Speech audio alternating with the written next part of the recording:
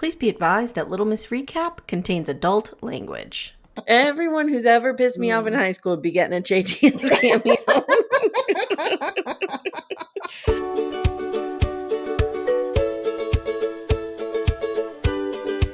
Hi, everyone. Welcome to what we're calling Little Miss Psych Legal Pop. Psych Legal Pop. I'm here today with Tess Brigham from Psych Legal Pop, which is a wonderful podcast that you host with your sister, and I host Little Miss Recap with several different co-hosts, and we kind of had to get together today because we're both covering in just like that. Mm-hmm. And slightly rage about Michael Patrick King because I love listening to you and your sister because you guys would just be raging against him. You especially. I feel like Brooke finds him problematic, but I feel like you really... Oh, yes. No, I hate him. I hate him. I hate him too. So, yes. So we're going to talk about the season in general today, rage against Michael Patrick King, and then maybe a little KB at the end, a little Cody Brown. Yes. A little Sister Wives, because we're both covering Sister Wives too. Yes. So Tess, why don't you tell everybody who's listening on the Little Miss Recap feed a little bit about you and Brooke's podcast? Sure. So it's called Psych Legal Pop. And so I am a therapist and I'm a coach, and my sister is an attorney, and we talk about pop culture through the lens of an attorney and a therapist. And we love pop culture. We've always talked about it. And so we just decided one day, instead of the two of us just talking to each other on the phone, why don't we subject the world to it? Why don't we start recording it and putting it out on the air? And we're coming up on our year. September 20th is our year anniversary. Yay. And and it's been a lot of fun, and we're amazed that, people care.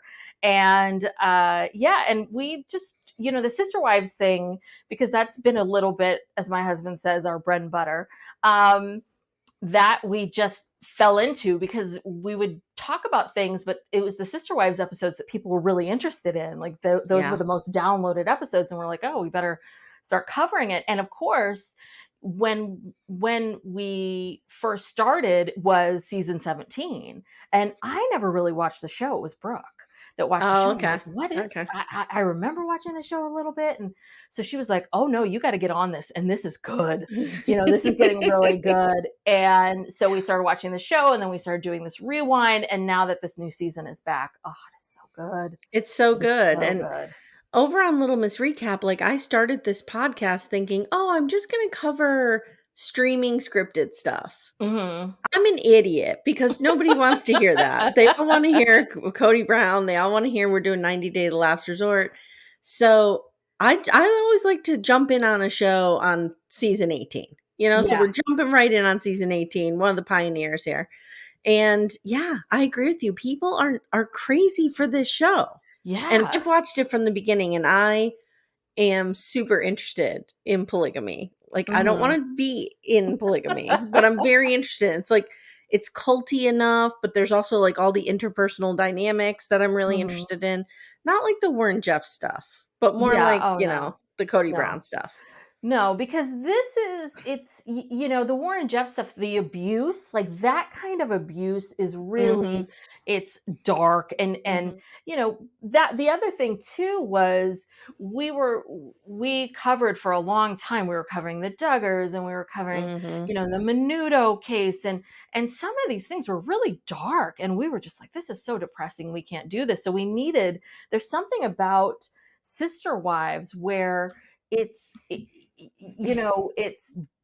sad and difficult, but not so sad and difficult to deal with. Like, you can always like rip on Cody. Because Cody's a clown. He can't even do this right. No. And then there's Robin, and then, it's just, then you have your heroes. It's a very easy formula. And then there's so many people, and because there's so many seasons, there's so much of a well to go back to. Yeah. And that's what's great about doing the rewinds is we're on season 5. So you can go back to season 5 and you can see these points in time where he says things that completely contradict what he's doing today. Of course. Right. And you're just like, come on.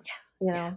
So So you're putting out like 2 episodes a week, right? The we are, rewind and we and didn't this? mean to. That was the other thing too, was that we meant it to be this weekly show, and then we didn't want to just be this podcast that just did Sister Wives. We wanted to do, let's be classy. We're gonna do these classy, classy pod.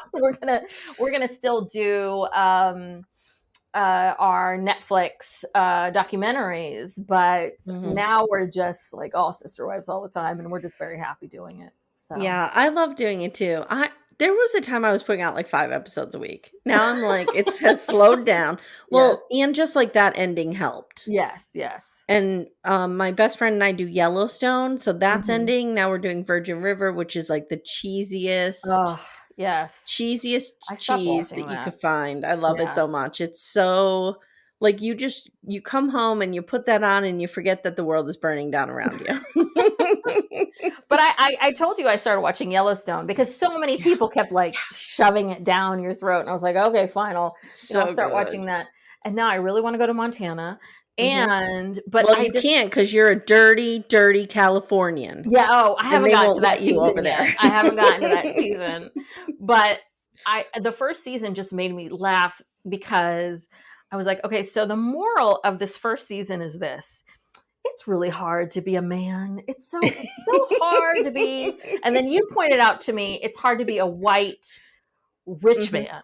So Mhm, mhm. if It anyone's really is. wondering, it's really hard to be a white rich man Mhm. in Yeah. this country of ours when you're given all this land and the people that originally had the land wants your land back, and everybody Yes. just wants your Yes. stuff, and they want the land because they want the land for other things, and you have so much land. I know. It's It's just like, so oh I my love the show so much because first of all, I do believe from like a writing perspective that Taylor Sheridan's a really good writer. I mean, he's god. writing every single episode himself. Oh, There are he a lot of is? yes, and there Oh, are a wow, I lot of didn't know that. missteps, don't get me Mhm. wrong, but he's no MPK, right? I think No. he's way better. Uh-huh. Season 4 and 5 kinda go downhill, but I really loved, like, I don't know, the interpersonal dynamics with the family, but I also love the way that he writes the Native American experience. I feel Mm. like and I don't know what season you're on, but it gets better and better I with feel that. like I may be on season 3 somewhere. Yeah, I feel like he really does kind of show Mhm. us that the indigenous people in this country are still living with the very raw deal that they got. Yes. Oh, yes. Oh, And god, yeah. he doesn't I don't think he skirts over that. And I think Mhm. that's a really interesting and I listened to this other podcast. I highly recommend it. It's called John Dutton Must Die. It's these two guys who do Yellowstone and Mhm. they brought up a really good point. They went into this whole thing about I mean, we know John Dutton's a bad guy, and we know the Mhm. family are bad people, but we root Yes. for them anyway, and it's Yes. it's Yes. just such a Taylor Sheridan really does that so subtly. Like, Mhm. these are bad people. It's kinda like Succession. You have your favorite Yes. guy in Succession or woman in Succession, but they're all bad. Well, he came out of that Sons of Anarchy, that world, didn't he? Did Wasn't he he write connected that? to? No, well, wasn't he? I feel like he's connected to Kurt. What's his face? Forgot his name. Maybe, maybe. Anyway, I feel I can't. What did he do before this? He did some movies that are pretty popular, but I don't know what show he did before Okay, this. there was a People TV are show he did. screaming right now. People are Oh, okay, I screaming. know. Yeah, I'm yeah. sorry. I'm so 'Cause it's a very rabid fan base. yes, I So know people he are has a screaming. very, very rabbit. I know he's done some movies that are very, very popular that people are probably screaming that I don't know the movies off the Mhm, top of my mhm. head, and I do know that, but yes, yes. Yeah, so it's a good show. We're covering it over there, and Hmm. just like that 90 Day Last Resort and Sister Wives, so I'm doing 4 I Yes, was doing 4, now I'm down to yeah. 3. So that's good. Well, but you did not. I think I was looking. You didn't start with Yellowstone season 1. No, no, no, No, no. We okay, just so I did was like, 5. "God damn it, well, I can't find that, so I have to catch up to wherever you started with Yellowstone." I'm a Well, we purist because I y always have to yes, listen I always have to yes. watch the show before I listen to the I'm one of Me those too. nutty No, people. me too, So me so I'm like, "Oh, well, I have to catch up to that to get to her recap," and, so Absolutely, absolutely. No, I, like an idiot, thought it was coming back in October, so I wanted to mhm. quickly cover the beginning of season Mm. 5 so we could do the back end, but it's not coming back anytime soon. So you're killing yourself working. All right. So we wanted to talk today a little bit about And Just Like That, Yes. season 2. I asked you to pull out some favorite moments, Mm-hmm. to pull out your least favorite moments. Yes. So why don't we talk about like what did you feel about season 2 overall compared to season 1? I liked it a lot more. Um, you know, for a couple different reasons. One is that obviously it wasn't so sad, you know, Right.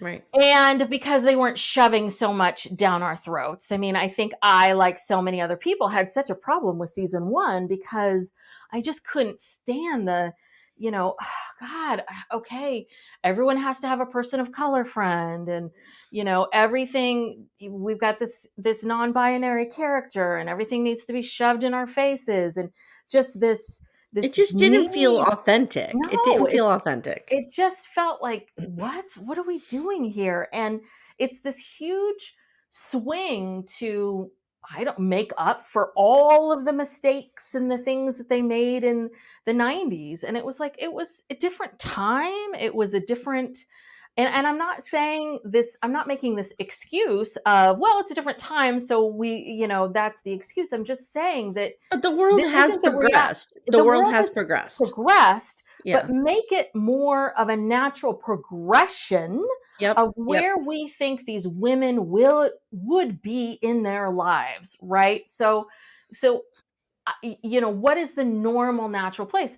And so while maybe Charlotte would have a friend like LTW at her school, would Miranda really trip over herself and make all these comments in a school? You know what I mean? That was super weird. That Yeah, was I super mean, weird. would she Yeah. be doing like, no, I don't think she would be. Yeah. Would Carrie be on this podcast that, X, Y, and me? I mean, and that's what was so, again, the whole Che thing, which Brooke Oh, hates Che. I Brooke hate Che too. hates I Che. hate Che too. I don't hate Che as much. Did Brooke you hates see the Che, and way I that hate Che MPK. did you see the way that Che does cameos? Right there, I'm like, they're a psychopath. Like, they're lying in bed. Yes. Hey, you're gonna kill it at Cal State. Woo! And like Yeah. their partner is getting up behind them, yelling at them on the cameo. Like, who does cameos that way? What the hell is happening? Oh yeah, All right. Che is on my list on both sides of the list. Che's on my list as well. Yeah. But Mhm. I think the Che character is a bit of a mess, and nothing to the actor. But it's that whole thing was just a mess, and so I thought that this season was a lot better. I think it was a bit of a slow start. I think things got a lot better. I think that once they got to the episode where I think somewhere around the Candice Bergen episode, things started to kind of pick up a little bit in the Yeah. penis pump and the Yes. jizz episode, when things started to feel like it was a little more Sex in the City, you're getting that. Yeah. And then Yeah. Aiden came in, and it really started to get interesting. I They think have that's when like things started to pick up. they did this like I kept calling it the Encino Man problem. Like Hmm. they acted like these women were unfrozen Hmm. 25 years from when we saw them the first time, and they don't know how to act in this new world. Like it Yes. was really not authentic at all that these people were still in this Yes. world and had been for 20 years. Yes. It Yes. was super weird. Yeah, and I do understand as the writers, but you would know this better than I, as you being a writer, which is, as the writers, I understand there's certain, like, where you have to establish certain things, you have to Mhm. establish where people are in the world, but at the same time, we're not dumb as the viewers. Right. We kind of Right. know they've had lives. And I have to say, I was so, and I blame MPK for this and Sarah Mm. Jessica Parker. I was really, really angry with what they did to Samantha. I felt like they did her such a dirty thing, because the fact that they made it so that Samantha left and that they broke, okay, it's fine that if you wanted to do the storyline that Samantha and Carrie weren't friends, Mhm. but the reason why Samantha got mad at her is because Carrie fired her as her publicist, and I didn't know it was The all about Samantha money. we know would not give a shit about that. No. First off, I think Samantha was her publicist for free for Mhm, years. mhm, Samantha, of all your friends, has never judged you, has mhm, never thought anything of you, has always been your friend. You've been judgy towards her. All of you have judged her mhm, and been mean to mhm. her, and she has always been there for you, no questions asked. And so then you do her dirty by creating the storyline where she would just like bail on you and move off to London. That I was don't know BS. why I don't know why they just couldn't make it that her job relocated her to London. Yeah, That's something that easily could have happened in the last 20 years. but I And then think they had to she couldn't come back for a while. well, I think they had to explain why she wouldn't be texting or calling or doing this or doing that. Like I think they had to have a reason why she wouldn't be interacting with them. And I do understand that point, but why not you could have done something that was fun or funny, like she's off somewhere where there's no cell service, so there's no nothing, or Right, right. she's She's having off the some grid. she's off Mhm, the grid, or she's having mhm, some grand adventure. And mhm. then that Bitsy character makes this dig of like, oh, there's always fun things for women in their 60s to do in London.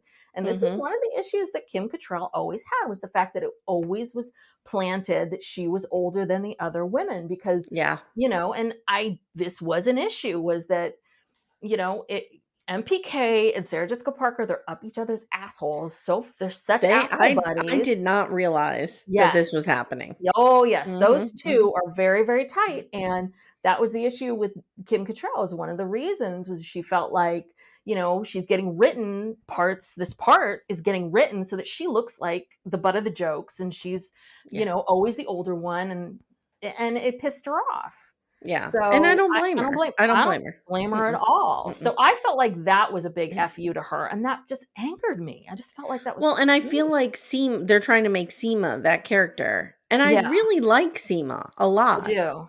but, like, she's not Samantha. You know what I No, of mean? Like, course you not. could No fill a one's gonna little be void, but Samantha. no, mm-mm. No one's gonna be Samantha. No So one. why don't we move through our points of things that we liked? Okay. Okay, Okay. would you like to 'Cause go a lot of first? well, yeah, a lot of my favorites also coincide with my dislikes. I will say, like, Okay, this is okay, both sides alright, to the coin. Okay. okay. So I have to say what I really did like the Carrie and Aiden thing. And I know there's a lot of controversy about this. Okay, I knew this was gonna happen. We're gonna have some of the same. So that Okay. is my number 3, The Return of Aiden and Carrie and Aiden. Okay. Let's talk about it. So I really do like this. And I think that I like it for a couple different reasons. One is I was an Aiden person. Me too. I really thought I never got the appeal of Big. I think I never thought Chris Noth was all that attractive. And I think I always liked John Corbett a lot more of all of her boyfriends. I Yeah, thought he was the cute one.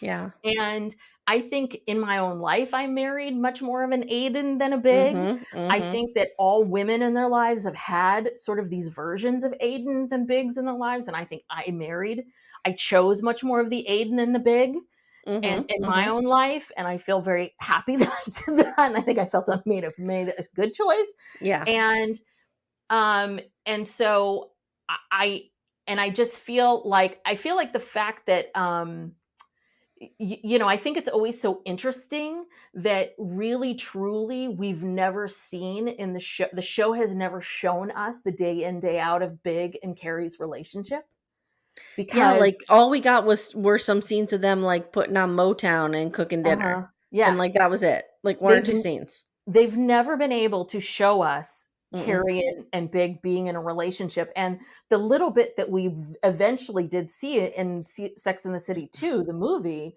was the fact that he wanted to put a TV, and he was like, hey, let's live apart now. Like, he could Yeah. never commit to anything. Like, he No. was not Mm-mm. very, like, Susan Sharon said it best. Like, does anyone remember what an asshole he was to her? Like, he was never very good to her. And so, but what I also liked about the storyline is that I like the fact that this is what made the show really interesting, and what made it sort of the way back when we used to go to work and and before we had phones like this is the water cooler talk, which is Yep. right. It was a water cooler show on Mondays because it would ask these questions, and she would ask this question of like, was big a big mistake? And I think that it was this question, and I think now there's this conversation like, Oh, you know, people lost their minds when she said yes, that. But but that's if you heard me, interesting. like I was saying at the time to Leslie, DJ, who I covered the show with, I said, I think that's absolutely normal to feel Mm-hmm, that way and to think that way. Like, is she saying like, oh, I never should have married him? But not really. But she is saying, maybe I mm-hmm. chose wrong. And it's Yes, okay to say that. yes, yes, Like, that is yes. absolutely a conversation that you would have with your best friend of 35 years. Mm-hmm. 100%. But everybody lost their minds over that. Yes.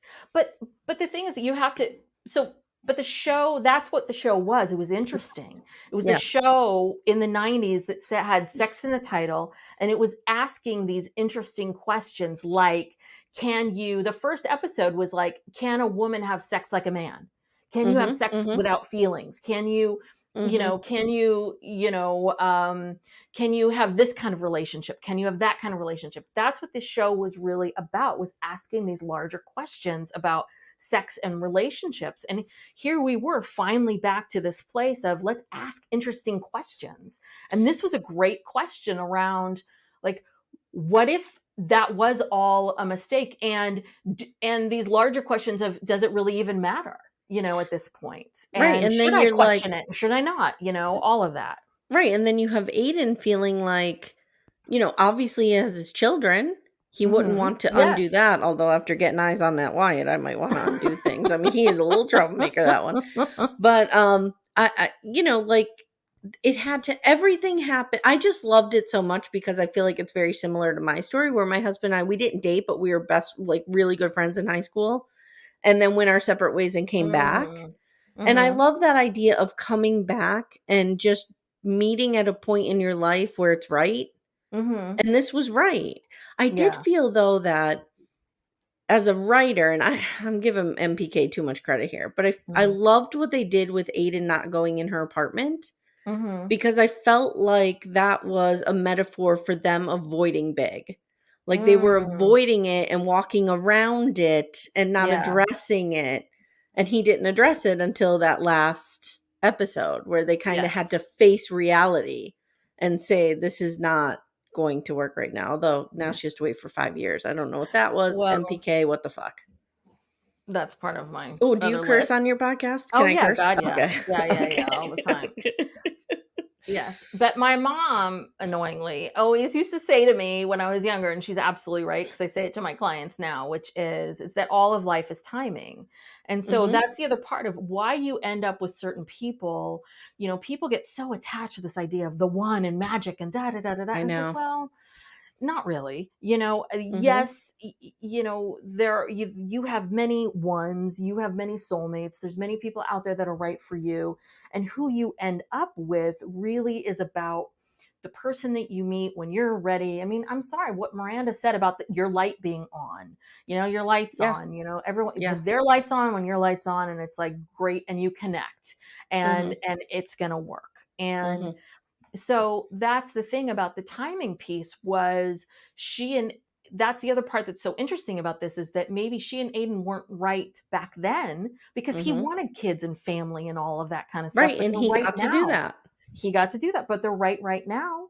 And so Mhm. what is that? And maybe she needed to get big out of her system. She needed to do that. She needed to make those mistakes. And this is what I thought was really interesting. So I thought was like, okay, this is good. Like, Yeah, yeah. we need more of this. I'm in agreement. Yeah. So, one of my favorite things, let's stay on the topic of Okay. Carrie, is episode 3 when she's battling her grief and she's recording her audiobook. Mm-hmm. I was sobbing watching that, and I don't Mm-hmm. cry watching Sex in the City. Mm-hmm. Um, but I just wrote, like, I love this nuanced look at grief and how there's no timeline. Like, I think, and you can speak to this much better than I can as a Mm-hmm. therapist, but I think that we tend to think that, grief is something you can climb over. Like, okay, Yes. I'm done with it. And we heard Carrie saying that, like, I got through that first year. I got through that first year. But, like, we know it's not enough time. And I Mm-hmm. loved when I forget who said about grief being a hole and it will always be there. Was it I think it was Bitsy? Bitsy. Yeah. Yeah. Grief is a hole and it will always be there, but you plant things around it. Yeah. And I was like, wow, Yeah. okay, all right. I Yeah. loved that storyline. Yeah, that was on my list too. I just wrote grief because I really like how they handled grief. And I think what was hard was at the time I was when it came up, I was like, I felt very torn. I can't remember what I said on the show at the time, but I felt very torn because on the one hand, I was very excited for like, ooh, sex, let's get back into the sex and the Yeah. excitement of wanting to get back into that. And at the same time, I was like, story wise, I do really yes, that's what she would be feeling because you're right. Grief does it, people tend to think it's like you go through the stages of grief, you have the funeral, you go through the stages of grief, and then I think most people would think, oh, she had sex with Franklin a few times and so she should be over it by now and move on. And no, that's not how grief works. And the thing about grief is that you never stop loving the person. You never Mhm. stop missing them. You just learn, like what Bitsy's saying, you just learn to live your life without them. And it affects you forever. It just does. Yeah. It affects your Yeah. whole entire life and it changes the course of your life and the choices that you make. And I don't know.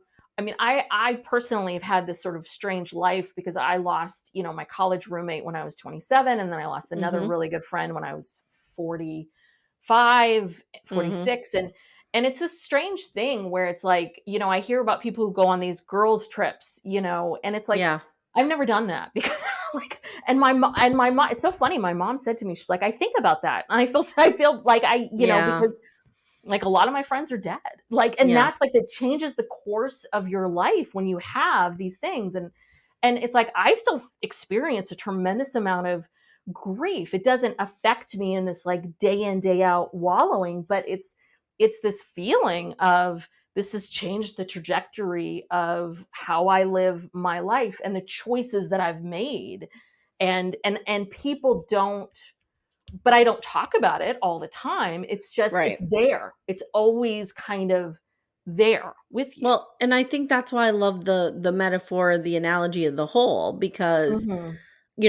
I lost my grandmother 5 years ago, 6 years Mm, ago, and it was a devastating loss for me. She was like a mother to me.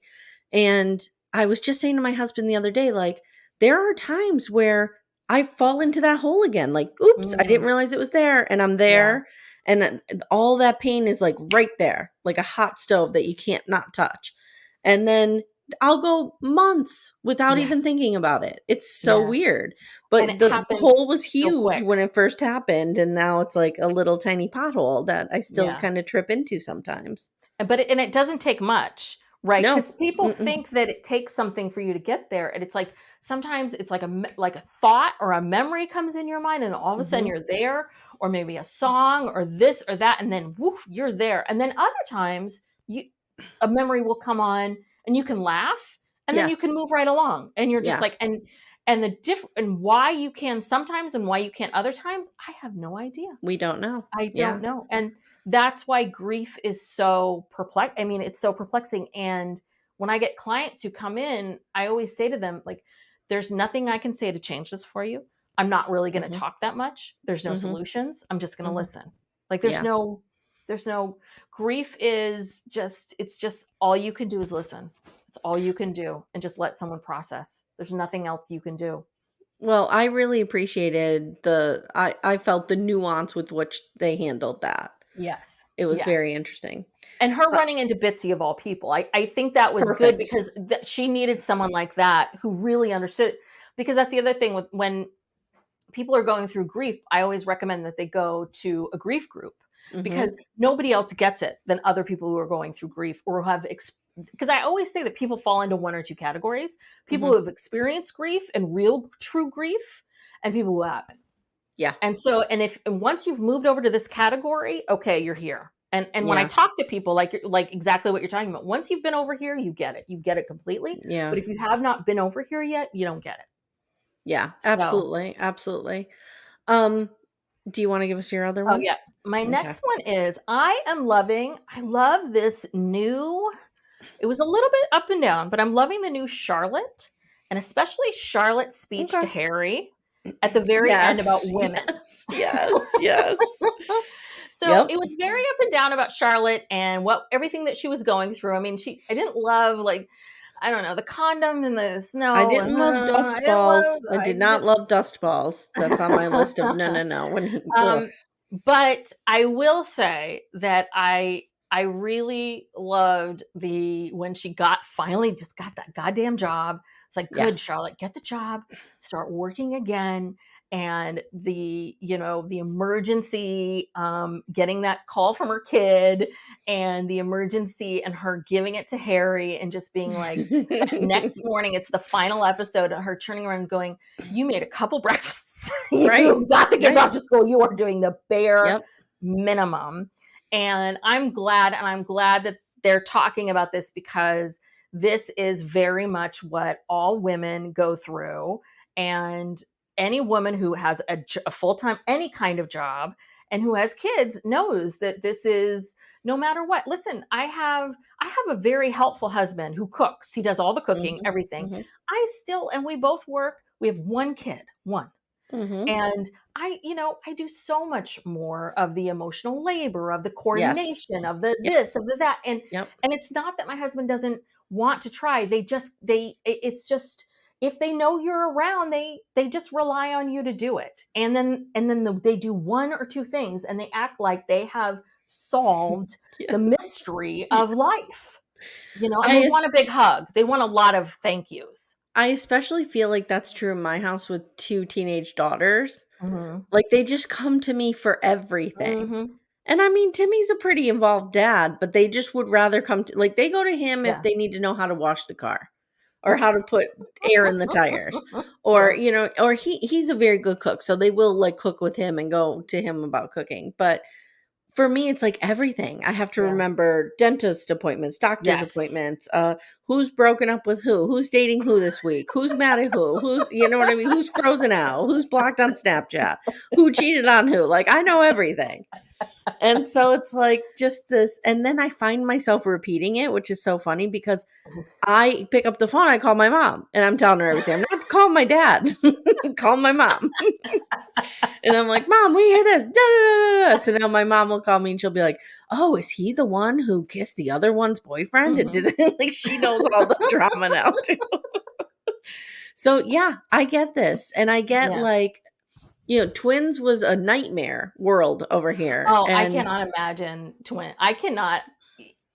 I don't. Have you ever? Did you write a book at all about being a parent of a twin, or no? no, Oh, no. okay. I cannot imagine having twins. I Well, cannot it's weird imagine. because not to go off the topic too much, but it's weird because in some ways I raised them as a unit, which is something that Mhm. happens with twins a lot, which is why they have problems individuating because they are raised as a unit. Mhm. It got a lot harder when I decided to try to individualize them and help them, put them in separate classes and different Mhm. sports and different friend groups.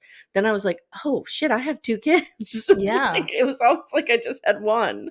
So Yeah. it kind of ebbs and flows. When they were infants, it was so very obvious that I had two infants and two toddlers. But then, like, Mhm. from the age of maybe 6 to 10, they were just the girls as one. Mhm. So it was Yeah. kind of interesting. But yeah, I agree. I really loved Charlotte's storyline. I loved the progression of her from the mom who would traipse around in the cold to get the condoms Mhm. to fuck you. Like, just Yeah. you're out dinner on your own. I'm going to bed. Yeah. With Richard Burton, of course. Yes, yes, of course, I love Richard Burton, Hmm. but I do think they could have gotten there a little bit faster. Like, I don't Yes. really like I mean, I feel like it took a little while for them to get there, and I think they could have gotten there in a different way. And, oh god, Lily, I mean, god, you're insufferable, Lily. You're just goddamn insufferable. Although I will say, Lily playing the keyboard with that emo song was little Amy Archer in high school. I'm telling you, that was me. Like, let me whip out my dark book of poetry and talk to you about, the darkness of my soul. And my Was parents it were probably like, what the fuck? the power of privilege? Yeah, The darkness of it privilege? was Something something of about privilege. like privilege being negative. Yeah, Yeah, the like I'm dark yeah. trapped in a cage of privilege, like that kind Yes. of thing. Yeah, yeah, Yes, yeah. yes. Yeah. Oh my Poor gosh, thing. so good. Yeah. Yes. Um So let's scoot on over to Coney Island, which, by the way, I heard you and Brooke struggling with the geography of Coney Island. Yes, yes, because I don't think I've ever been. I've been to New York, obviously, several Yeah, times, many yeah, times, but I'm yeah. like, I don't know if I've ever been to Coney Island. And So how do you Coney get Island is there? part of Brooklyn. Oh, So it is. Okay. so you can take a train, you could drive out. It's right there. Yeah. Got it, got it, got it. Mhm. Okay. Got it. So I really appreciated two scenes with Miranda and Steve this season. The first was when they had the fight and he told her, "You didn't even want Brady." And I felt like Mm, that was true to some extent. And mhm, it really just kind of like that felt authentic to me. Like I've had fights like that with my ex-husband. Do you know what I mhm, mean? Like I've been in fights like that where you say the thing that you are not coming back from. mhm, And then I loved the conversation they had at Coney Island mhm. at the end. And then Brady looking like I liked it. And I felt like that was a nice bow on the rawness of that fight that they had in the Yes. brownstone. And Brady watching them was like Yeah. really sweet. Yeah. Yeah. That wasn't on my list, but I do like all of that. And I do like the redemption of Steve because that was so frustrating Yeah. about season one. And Steve's apparently sitting on the Steve couch doesn't like, have "Huh? hearing well, What?" Steve doesn't have hearing problems anymore, apparently. In season two, his hearing got fixed. And he knows how to sex somebody up, I guess, because we know that from yeah. Yes, Yeah. yes, because Mhm. he's sleeping with people now. Mhm. But so they felt like they had to redeem Steve. But yeah, I think that I did like that. And I think these were some fights and some things that needed to be said, like they had been holding on to. Mhm. Um again, I do think that some of that stuff, like this was on my dislikes about some of the stuff with Miranda and the way they handled a lot of what's going on with Miranda. I I just just have feel like least a lot favorite of their moments, Miranda. So yeah, yeah, I get yeah, some of the it. dynamics of how they got there, but I Mhm. do like how they ended things with Miranda, and I like all of that, how they ended things with Steve. Yeah, I thought it was nice. And just as a child of divorced parents, like I was 21 when my parents divorced, I would like whenever I see them interacting in a Mhm. positive way, it's just this nice moment. And they really showed that with Brady, who I don't Yes. know for some reason is riding a bike in Coney Island. He just shows up. Yes, that's right. That Uh, was the bike. We're trying to figure out like how did he get the bike to Coney Island? Can you bike from yeah. where they are in Brooklyn? But I Yeah. guess you can. Yeah. Yeah. Yes. All Got right. it. Go ahead. You have another one? Um so my other one is so this is it's about Che, but so again, there's lots of things about Che, and I have some things I don't like about Che. But the one thing I thought is with Che this year, I liked Che in Hollywood, and I liked seeing this side of Che with Che being criticized for their weight Agree. and the producers, and I think all of that stuff that Che went through with the producers in LA, and With Tony my Danza. first with Tony Danza. I will say, because I used to work in LA, this was my first career, was I worked in Hmm. LA and I represented, worked with actors and all of that. So that stuff is sadly very true. Like Yeah.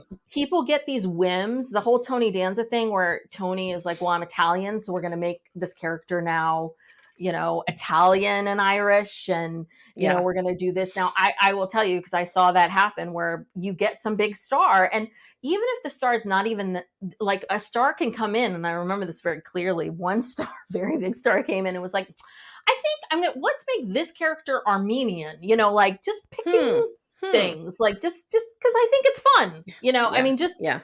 it's pretty amazing how it happens. And though I think that obviously these characters were exaggerated, a Hmm. lot of this happens all the time, and I've seen it happen where the especially within these dressing rooms where Mm. these costume designers will be like, yeah, and I Oh, mean I it's would be terrible. eaten alive in a Hollywood dressing Oh room. God, my friend who actually passed away, the one that passed away, who was Hmm. teeny tiny, like a size two.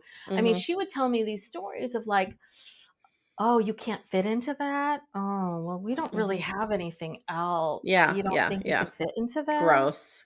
I Gross. mean, just unreal. So how Che felt, and just the whole experience of being there and that vulnerability. I was like, oh, I like this. Like, show us, yes, just can we just make Che a person?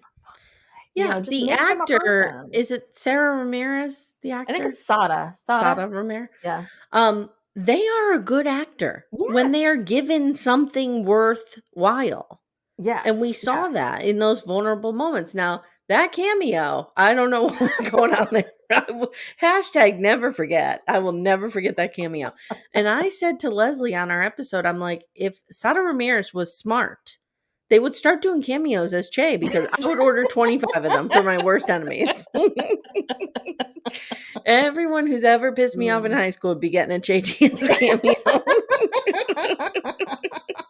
I mean, they were just wild. But I agree with you. So, another thing that I have on my, and this is kind of the last point for me, is I did like, and I know this is a controversial take, I did like the LTW pregnancy storyline. I know a lot of people did not like it.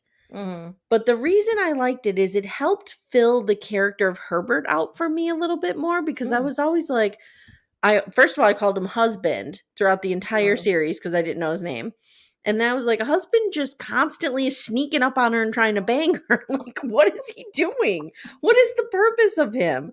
And then, like, when we saw him in these tender moments with her, I was like, okay, I get it. Like, I get the connection between these two characters. I don't know how it connects to everyone else. And I don't know if I, care, but I really liked the connection between the two of them. Yeah. Yeah. Interesting. Okay. All right. Want to move to our least faves? Yeah, real quick. I had one more fave real fast. Oh, I'm sorry. I Go really ahead. did. No, it's okay. I really did like the issue that Seema had when Carrie hooks up with Aiden and starts becoming we, and she forgets about the Hampton house and how Seema's feeling about that. I thought that was a very real thing. Like, and I don't even think I liked how they nuanced it a little bit, because what Seema was really trying to say to her was, I'm not. It's not about like I'm jealous of you, and it's not like I don't need for you to say to me, oh, you'll find your great loves. I don't need this from you. I'm a 50 some odd year old woman. Like, I don't need you to coddle me. I just need a little space from you right now, because it's hard for me to watch this, and it's hard. And you kind of just forgot, like, you hook up with this guy. I mean, this is a very common thing for women, no matter what age you are. It starts in middle school or grade school, right? And it goes all the way up, and it never ends, which is someone gets a boyfriend and then they're gone. And that's and it's in, as women, the expectation is always, you got to just be there. And if she ditches you for a guy, that's kind of how it is. And yeah, that's part of it. But I felt like what she said was very real and true. And I thought their discussion outside in the cold, raining, wet hair was a really, really true conversation. Now, the fact that by the end of the episode, she just kind of is like, oh, I'll have dinner with you. Okay, fine, whatever. Yeah. So I remember anyway. when we watched that scene, I had a very different take. And then I listened to you and Brooke, and you kind of changed my mind a little bit. Because at first I was like, I just felt like, why is she being so dramatic about this? Like, I have to tell you something and come outside. I thought she was going to say she slept with Aiden.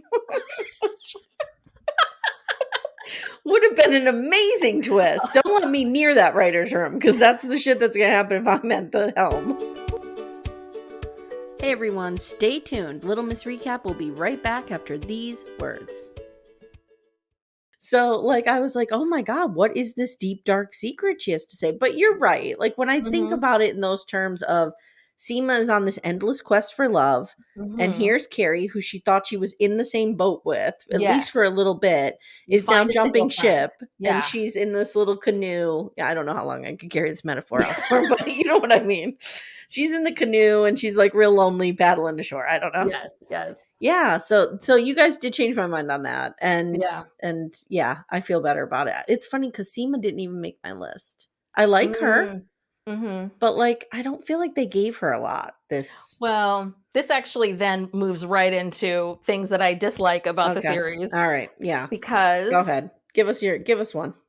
Well, the biggest one is there's too many characters. And I think this is the biggest issue and the problem, which was it's not a particular scene or anything. It's just there's too many people. And Too many so people. there's too many people, there's too many leads. And again, because they felt so obligated where everybody had to have a Yeah. friend. Yeah. And you have Che, and don't forget, in the original Sex in the City, like if Che is the ex of Miranda or friend of Carrie, we didn't follow them on their own. We didn't No. follow Big No. or Aiden No. or, And we don't need to. Steve when they No. were no longer with these main characters. So why are we following them? Like, and so what kills me is Karen Pittman and is an excellent actress, but I feel so bad for Naya I because have my number one for least favorites is the total waste of Nia Wallace. yes, they've just wasted, and then they introduce people like Che's ex-husband. They get Oliver Hudson, who I yeah, love him. but it's sort of like we never really get much. Okay, so you guys I are together. assumed he was there to be with Carrie. And then I was like, Oh, "Oh, okay. Well, I guess we're not doing that." but They could have yeah, expanded this cast a little bit in this way. They could have made what if Miranda, she's now saying she's a lesbian, she's attracted to, by her words, she's attracted mhm, to powerful women. Why couldn't she love Nia Wallace? Like why wouldn't Nia Wallace be a yeah, love interest for her? And yes, then LTW we kind of don't need at all. And then, No, I love her, and I love her I love her too, but like I facets. don't know, and then Yeah, Seema is Carrie's friend who's the replacement for Samantha. There we go. yeah, Like you still have some women of yeah, color in the cast, but it's not such a yeah. stretch. So, and I think that was part of what they kind of painted themselves into a bit of a corner because they felt all this pressure, right? They felt Yeah. all this pressure to like, oh, we have to pick all these people. And so they introduced all these women that are great actresses and beautiful and all of this stuff. It's got nothing to do with them because I feel for Mhm. them. But the Mhm. problem now is that, yeah, they really, what Nia Wallace needs to be is a 2 or 3 episode arc. Yes. She Yes. needs to go away, and Yeah. LTW needs to come in when, I'm sorry, and I get what they're trying to do, which is we don't want to just make LTW the friend that stands up and is there for Right. her, which is Right. fine, and I get that, but at the same time, like the show was for white women, Like why and so couldn't they have Charlotte dating LTW's son? Lily dating yeah, LTW's son. yeah, And then Charlotte and LTW are like feuding, mother-in-laws or future yeah. mother-in-laws or whatever. Like that's a way Mhm. to bring her in. Yes, Why and do you give have her to have more this? of a meaty role. Like, Yes. not every you could give these women meaty and interesting things to do, and not just Mhm. be the friend to back them up and say, "Hey, how was your day?" or whatever it is. But yeah, you're absolutely right. Or they could be love interests, or yes, they could be bosses, or they could be, Naya could be her boss, Miranda's boss, and Yeah. maybe eventual love interest, and Yeah. then they Yep. have to figure out how to work together and be exes or whatever it is. Mhm. There's so Mhm. many, yeah, you're absolutely right. There's so many interesting things they could do, but the problem is there's so many characters, and because they have to either they drop people or they drop storylines or they give us slivers or we don't get enough of something or we get too much of something. It's Mhm. exhausting. It's weird. It's like he just dropped all the game pieces on the board and he's like, "I'll Mhm. figure it out later." Where they Yeah. go? Like here's 18 people. Yeah. Yeah. One of my least favorite things is all the California stuff. Now, I didn't mind Che's storyline, like we talked about with the pilot and everything.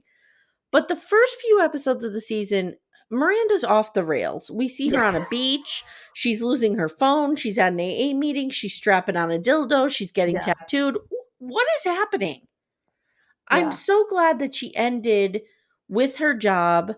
You know, Mhm. she's on the BBC. She's talking about the UN, whatever she's doing, She looks fabulous. Yes. geopolitical Yes. stuff, whatever. Yes. That's where she belongs in that world. Yes. I never want to see her in a strap on ever again. Yeah, all of that. Miranda, until the end, you finally are like, oh my God, thank God she's Miranda again. But Mhm. you're absolutely right. The first season, she just lost her mind. And I do say that, yes, part of this whole Miranda thing was that she was stuck in this marriage. It wasn't working. Something needed to happen. I get all of that. Okay. And I understand this metamorphosis and I understand going out there, but like, yeah, they made her such a dork, like such a dork. And like they put her in these geeky hats and then made her this real dork. And then, losing her phone, and then she can't figure out the new phone. And then she comes back to New York. And this is the best thing is that she's like staying on the couch. And then the best is Miranda's best friend has millions of dollars. Both of her best friends are millionaires. Yes. And you are staying with your friend and you're buying a used bed. You're buying a used single bed from, it looked like a Salvation Army or Goodwill. Yes. So neither of your friends can step in and go, you know what, Miranda, why don't you move into my new 4-bedroom house? Or why don't you come stay with me? Or I don't know, let me give you money for a hotel. Or I don't know, like, where's Miranda's money? Why didn't Carrie say, why don't you stay in my apartment?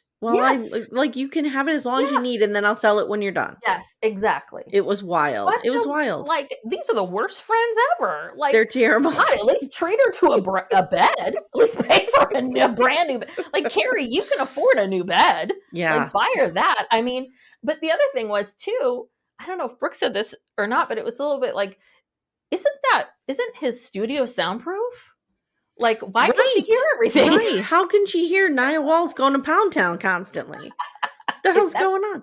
He's a terrible musician because he couldn't soundproof his own room. I've been in a lot of New York apartments. I get it. They can be laid out really weird, but the only showers in her bedroom? Yeah. I don't know. It's super whatever. Yes. I think Michael Patrick King just whatever is his fancy that day, he writes it out.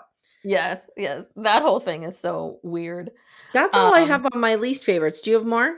Yes, I do. Okay. Well, so I covered some of mine, so go ahead. Okay. So I really, and then the flip side of the Aiden Carrie thing is I hated the way they ended it. I hated this whole, I thought that was so stupid. And Brooke and I talked about this on our podcast about how ridiculous that is because, and you have I see your beautiful, beautiful daughters that you have. So cute. And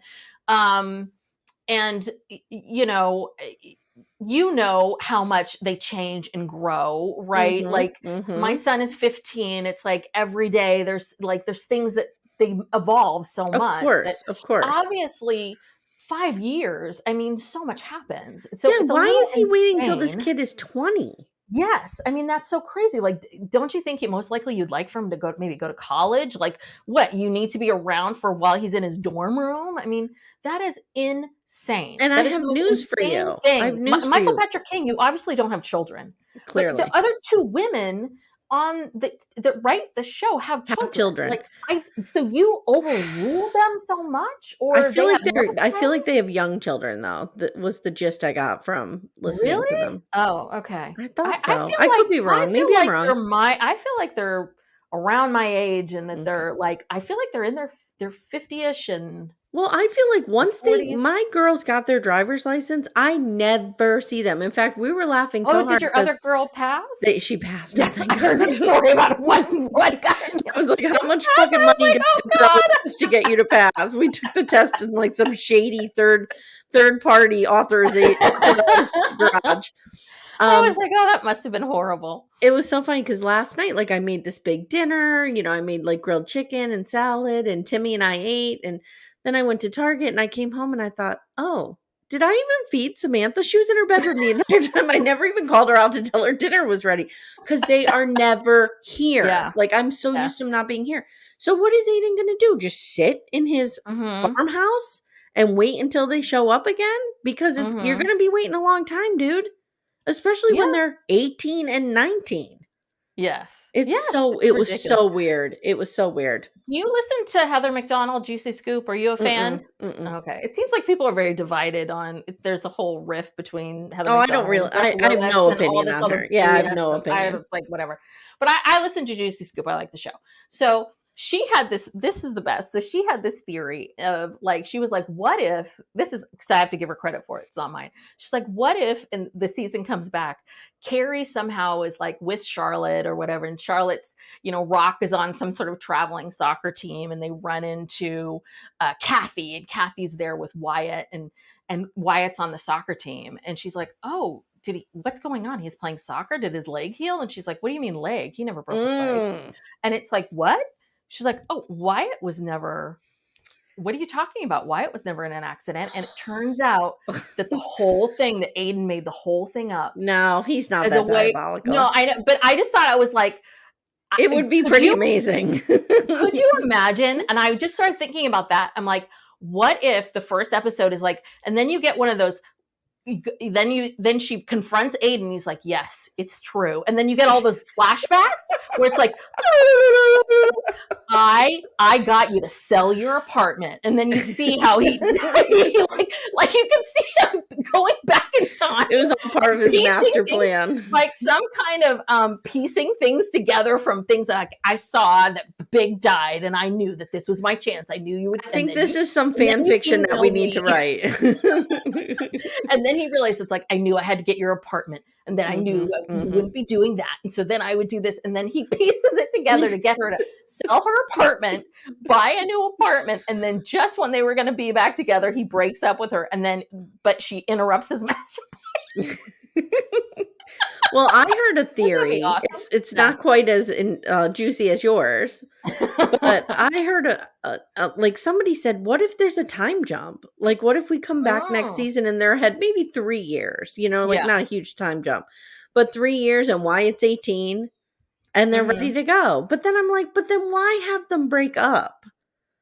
Yeah. Like if the end goal was them to be together anyway, why, you know what I mean? Like, then why do this? But what Brooke was saying, she was like, or a lot of people were saying, oh, it was her, a lot of people, I can't even remember anymore, but it's like, they needed to have something that was a little bit of a series finale and a season finale, something where you could end it on both places. But yeah, I thought for sure that was the series finale. Yeah. I thought for sure they were not coming back. HBO Max, whomever, is going to continue. Like, they love this series and they're going to just let it keep, even though the ratings dropped, that they were fine with it keeping going. But don't you feel like every character was wrapped up in a way? Like, Brooke is absolutely right. It could have been the series finale. And I would have been perfectly fine with it. Like, I would have preferred her and Aiden maybe get married, but, or just show them in their house, which we didn't need that sex scene that we got at the end there. Yeah, that was weird. Because that's the other thing too, was with the original Sex in the City, they always talked about how sex was always supposed to be a bit comical. Like, the sex scenes were always comical and it was always, when it was sexy, it was always meant for some other purpose. It was always supposed to be comical or funny. Yeah. And that this year, it's been a lot of like, oy vey, but that was a lot. It was a lot. I was really surprised. I was like, oy. And just two more little things. This is nitpicky, but Aiden wearing tighty whities. What are you doing? What are you doing? It's been 20 years. Throw on a pair of boxer shorts, you maniac. And the second thing is, I want to see Cynthia Nixon with her gray hair again. I'm sorry. I know everybody loves the red hair, but in that first season, her hair was amazing. And it was that silver, and it was beautiful. Yeah, I didn't think it was so bad. I don't know why everybody Let's normalize so women with gray hair. Yeah, I thought it was like, I thought it was much more blonde, grayish blonde. I didn't think it was so bad. But I have to say, another thing that drove me nuts was Che and giving up. Period. End of story. Yeah. So again, working in the Hollywood and all that. Che is, the character supposed to be 46 years old. Che has spent their entire life, they've told us, working so hard to become who they are and working hard. They have a Netflix special. They have a Netflix special. They're a top comedian. They have a podcast. They finally get the pinnacle, which is to get a pilot made. And your pilot doesn't get picked up, which happens to thousands of people all the time. You are, and it happens constantly. You know how many people don't get pilots picked up? And that's it. You're done. You're just done. Now you're going to just work at a Kenny Rogers Roasters or whatever it is and be done with it. and live in your Yeah. grandmother's basement and just give up your whole life and just rewrite your whole life. Yeah. And But I was yet like, still popular enough to be asked to do cameos. and first off, and I knew it. The minute they bought that apartment, and Brooke was annoyed with me. And I'm like, I'm telling you right now, don't buy that apartment. No one buys an apartment just from a I heard you pilot. and you were right. Don't buy that apartment. But what's driving me crazy, I'm like, who is Che's? Who are Che's, representatives? Like, the representatives should have stopped Che and told them, because, we would have actors too that would do stupid like that. And I'd be like, don't do that. Yes. That's really dumb. But you don't anyway, want to I end knew up that like was a MC mess. Hammer, you don't want to end up broke. That's it. But I mean, so dumb, but okay. But so this is what drives me crazy about Michael Patrick King, and what I really raged about when Michael Patrick King. Let's go to the Michael Patrick King rage corner. Go. Okay. So the biggest thing that made me rage about Michael Patrick King was around Che. Me too. Was when Che's the episode where Che's podcast, the focus group, and when Michael Patrick King, and I had to rewind this. I rewound it. I was like, no, I need to listen to this again, because I don't think he really would have said that. No, where essentially he told us that he put that scene in there as a way of telling us shaming us, telling us the viewers that we needed to hear this, because maybe you can say it better than I can, because I can't even really articulate it. He was saying, like, he created the character of Che, and he was so stunned that everybody said such mean things about Che that he wanted us to see on the screen the look on Che's face when they heard those things being said about them. Fuck you, dude. Yeah. And what he was accusing us, the collective us, of was that we didn't like Che because we were too confident, but that we don't like Che. But I felt like he was telling us that we didn't like Che because they were confident and that because they're a non-binary person, that they shouldn't be so confident, that they shouldn't be so full of themselves, and that a non-binary person shouldn't be like that. And I really felt like he was accusing us of being, I don't know, racist or sexist or like bigots, homophobic and bigots. And I'm like, whoa, here. Yeah. Michael Patrick King. Yeah. Back it up. You don't know me from a hole in the wall. So, but that's not the truth at all. I did not, I can only speak for myself. I did not like Che, not because of the confidence, but because of how you wrote the character, that the character didn't have a lot of depth. I did not 100%. feel there was no depth to Che. And I felt like you wrote this character who was a comedian and they weren't funny, and I think it's hard to write comedian characters. I do get that, but you wrote a stand-up special for them where it was like a TED Talk. You wrote and had a comedy concert, and you wrote this stupid podcast that was so dumb. It was bad. And you had this person smoking weed in a corporate place. I mean, it's just like none of it rang true. That's why I didn't like Che. I didn't like Che because I thought Che broke up Miranda and Steve. I saw that their marriage was falling apart. Like, I've been married 20 years. Like, I know what it's like to be married for a long time. Michael Patrick King. Like, and I like the story of Miranda being queer. Like, I like Miranda test driving her sexuality and stopping here and stopping there and stopping. I like that storyline because I think that rings very true. I think a lot of women, especially at that age, who've been in long marriages, come out and they do question, am I on the sexuality spectrum somewhere? So I think that all rings true. The Che character was the problem. Like, the writing of the Che character was the problem. Yeah. Not the fact that Che was non-binary. That was not the problem at all. Or that they were, quote unquote, too confident. And so that was the worst. And then you finally show us this really human side of Che. And it's like, oh, great. Like, show us more of that. And then the moment this person who is finally human, we could see like the real devastation. It would have been nice to see Che like, okay, the pilot didn't work. I learned my lesson. Or I think a great arc for Che would have been like, you know what? It was because I let people tell me, typical Hollywood, What I to let do. people tell Yeah. me what to do, and I let people, move too far away, or because Mhm. Che had an instinct then of Yes. like, Yes. this wasn't going to work. This isn't going to work. I gotta come back to myself. I got to come Mhm. back to who I am and get back out there and do it and fight Mhm. and then go. But instead, they start working in a vet's office. It's like, this is Yeah, insane. because when you need to redeem a character, you need to have them be an animal lover and literally be saving dogs and cats off the street. Yeah, Like, come on, dude. so Little nuts. heavy-handed. Yeah. What drives me nuts about Michael Patrick King is the way he talks about his own writing.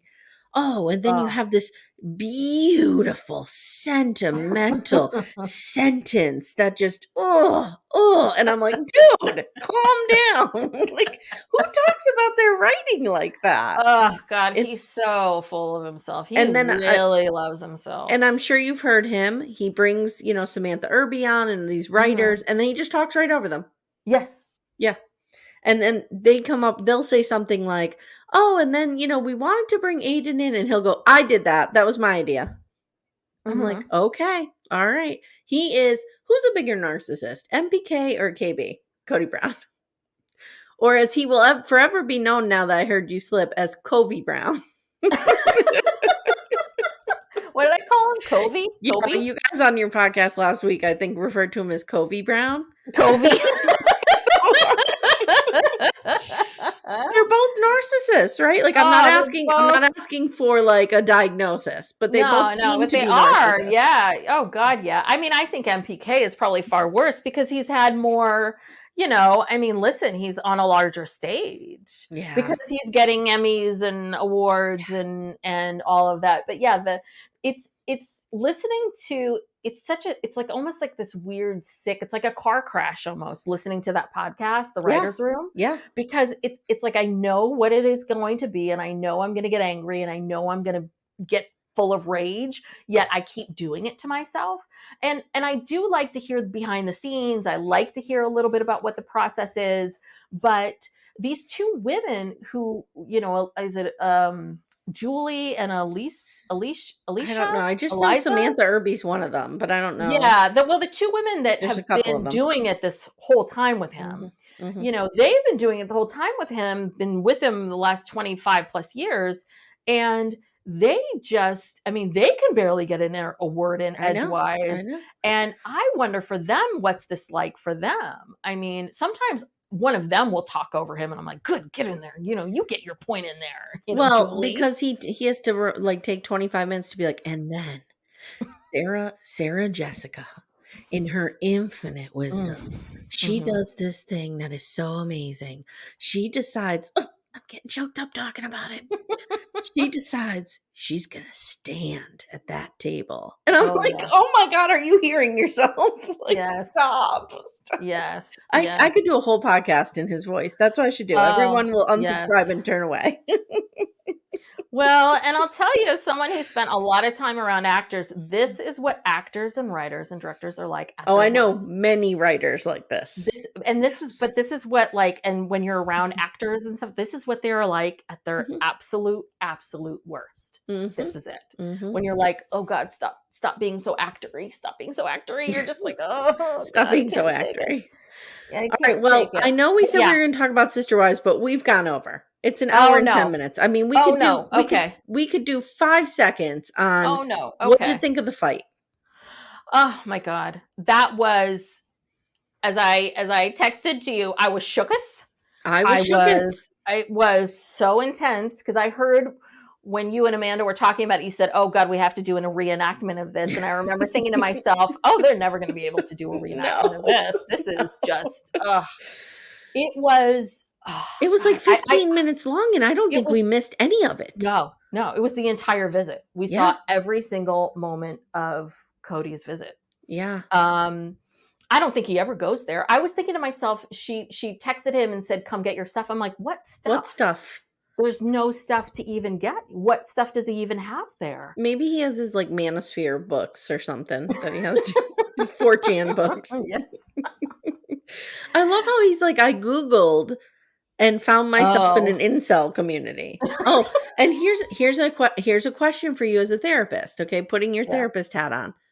Why was he so able to be vulnerable with those men in his manosphere group, but he's not Mhm. able to be that way when he's in front of the camera, around his wives?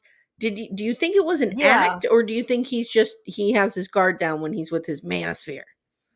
I feel like he sees them more as equals.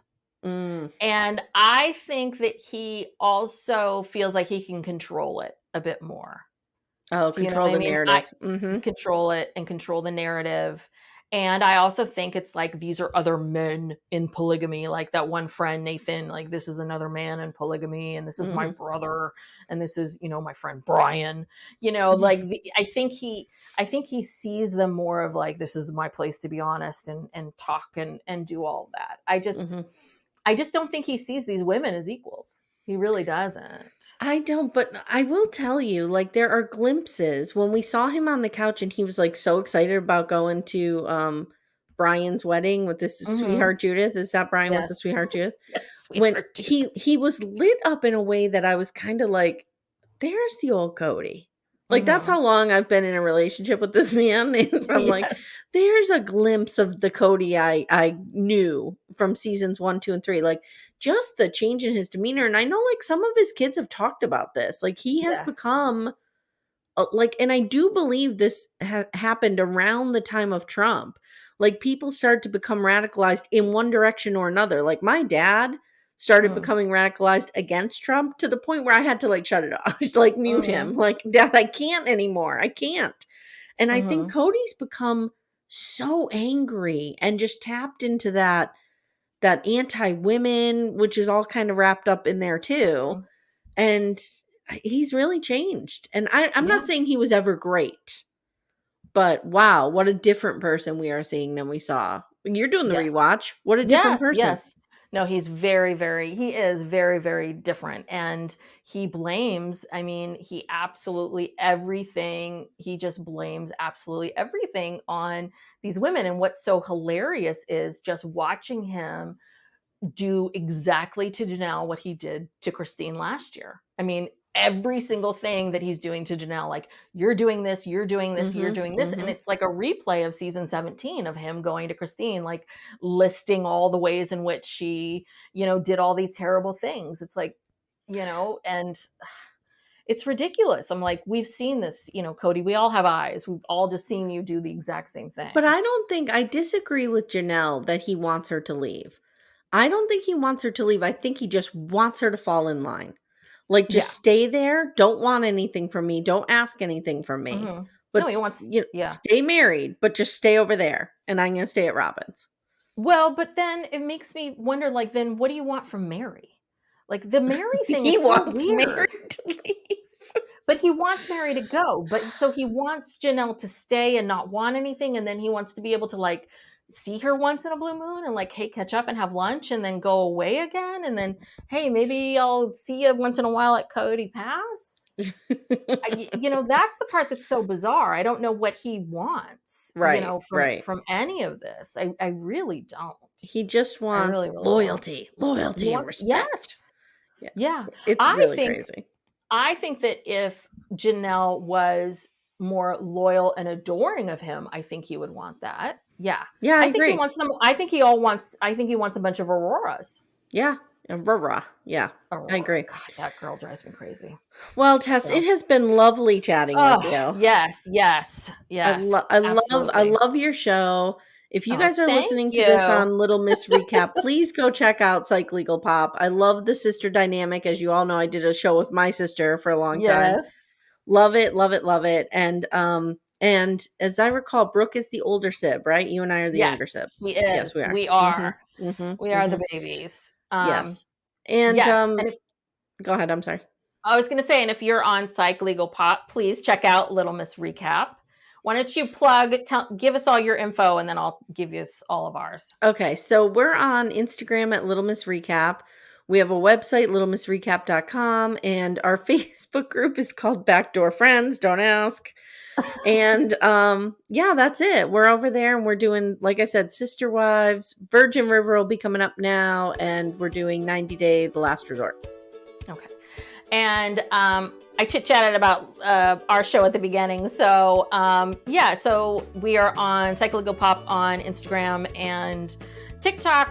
We don't have a Facebook group or a website. We'll get there eventually. And yeah, like and subscribe and all that good stuff. And thank you so much for tuning in. And thank you so much, Amy. Yeah, this was a lot of fun. Thank you so much for suggesting it and talking it. Yeah, it was really fun. Absolutely. All right, guys. Thanks so much for listening. We'll see you soon. Bye.